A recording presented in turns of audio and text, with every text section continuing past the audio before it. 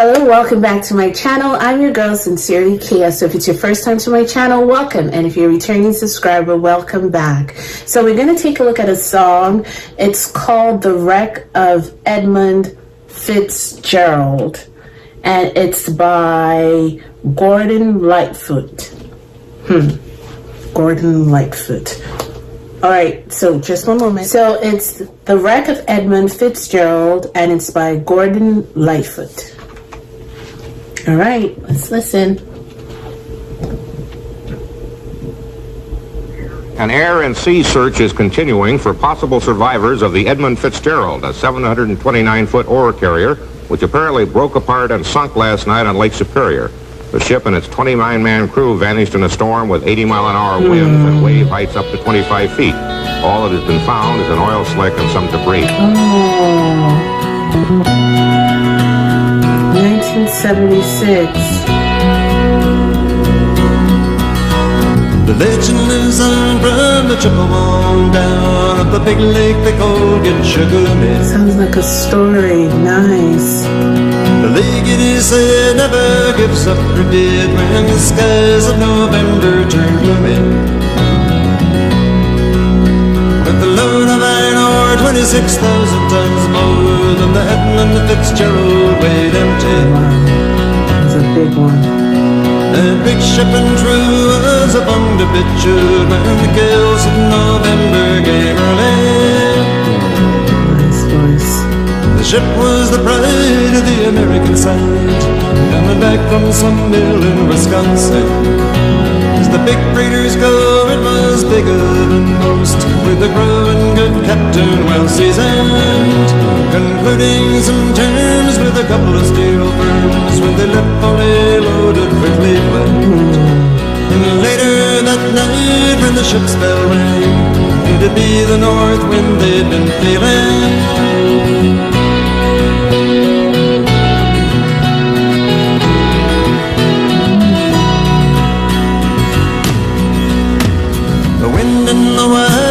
The tattletale sound and a wave broke over the river. And every man knew as the captain did too, it was the witch of November come stealing. The dawn came late and the breakfast had to wait when gales of November came slashing. When afternoon came, it was freezing rain, the face of a hurricane west wind.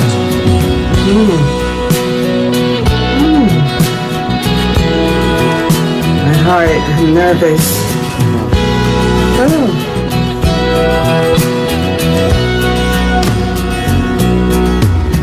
When supper time came, the old cook came on deck saying, fellas, it's too rough to feed you. At 7 p.m. the main hatchway gave in. He said, fellas, it's been good to know ya. The captain wired in, he had water coming in, and the big ship and crew was in barrel. And later that night when his lights went out of sight, in the wreck of the Edmund Fitzgerald. He last had contact with him and made us talk to him. At about 10 minutes after 7, 1910, and he said he was going along fine and no problem. But it looks from the information that we have that it's fairly certain that the Fitzgerald went down.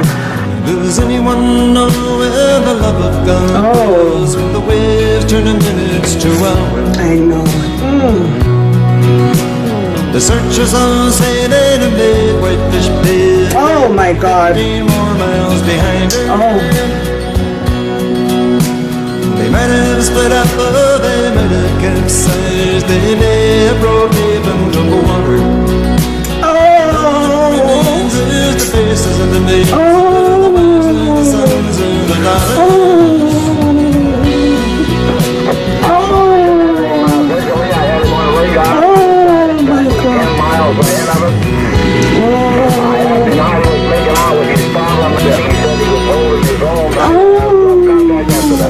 Lake Huron rolls Superior sings in the rooms of her ice water mansion. Oh, Michigan steams like a young man winds, the islands and bays of the sportsmen. Farther below Lake Ontario, takes in what Lake Erie can center. The iron boats go as the mariners all know, with the gales of November, remember.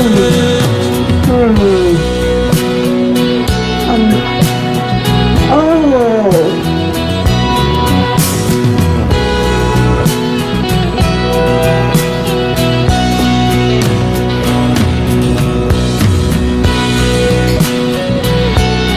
23.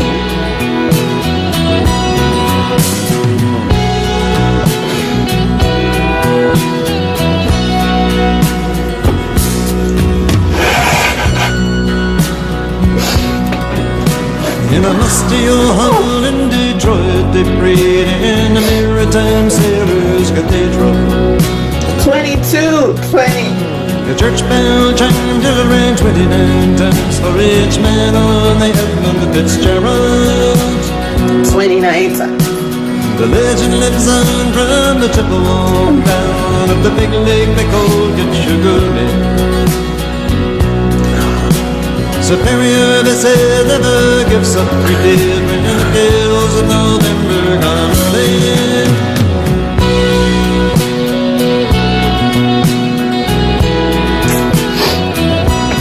Oh my God.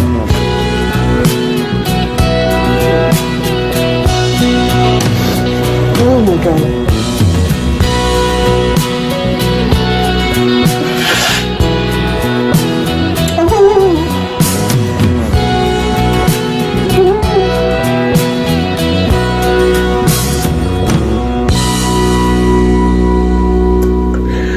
Oh my God.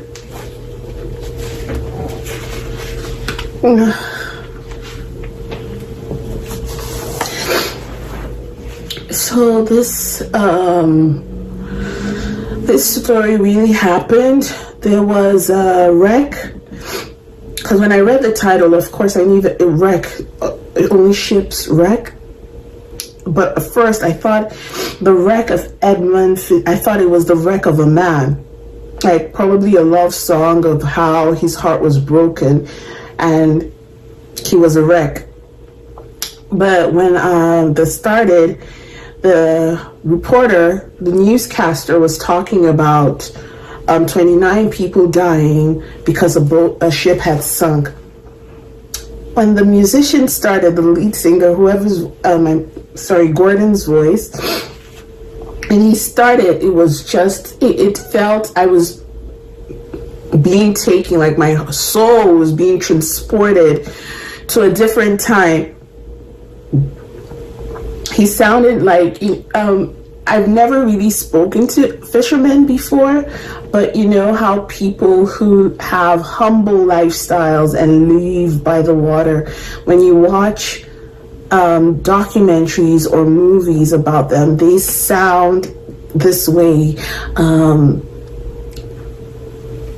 I don't know how I was able to keep up with what he was saying, but I could pick bits and pieces of the story, and oh my God,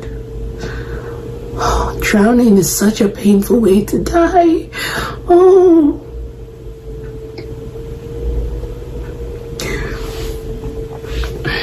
I don't like that.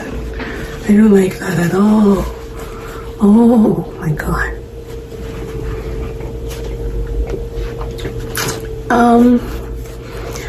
It didn't say the ship was fine.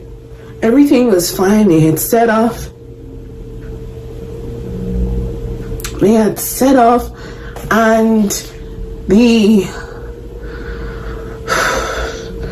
suddenly there was a storm. And remember the part he said that the cook came down and said, I won't be able to feed you because the ship isn't stable. And then when he said that thing about, it's been good to know you, it reminded me of that Bruce Willis film, or where, when someone is about to die, or maybe they're about to go into war and they can't win, they say, nice knowing you, lad. And I'm like, nice knowing you what? The war isn't even over. You get what I mean? The war isn't even, it's not over. And you see, nice knowing you. And I'm like, wait. Like, it just seems like the storm must have been so overwhelming that there was no way they would have survived. And to know that, and they said when they showed the end where a lot of people, they showed their ages, 20-year-olds. 20-year-olds. They haven't even lived. Oh, what a terrible way to go. 60-year-old. Everybody. You guys, let's take a look at the lyrics. It says, the legend lives on from the Chippewa down of the big lake they call Gitchagumi. The lake, it is said, never gives up her dead when the skies of November turn gloomy. But that's very cold to be in the water. Oh, they would have frozen, so cold. The second part. The ship was the pride of the American side, coming back from some mill in Wisconsin.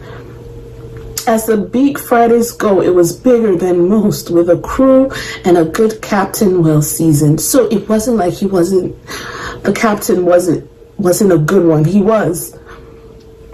Concluding some terms with the steel firms when they left fully loaded for Cleveland. And later that night when the ship's bell rang, could it be the north wind they'd be feeling?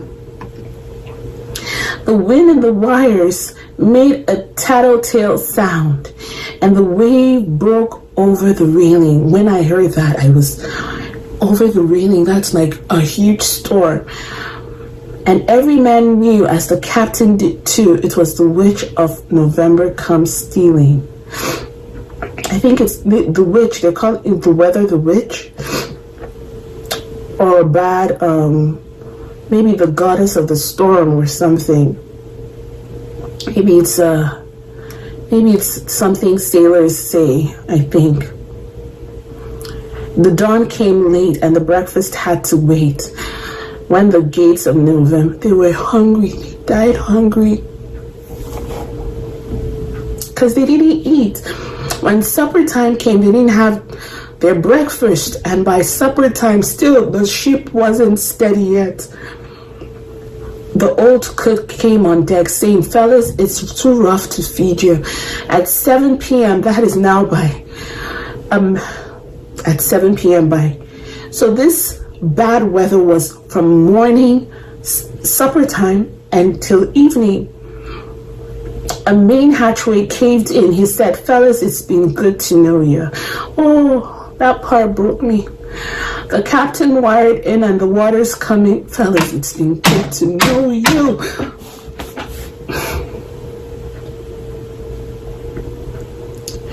Does anyone know where the love of God goes? Times like this.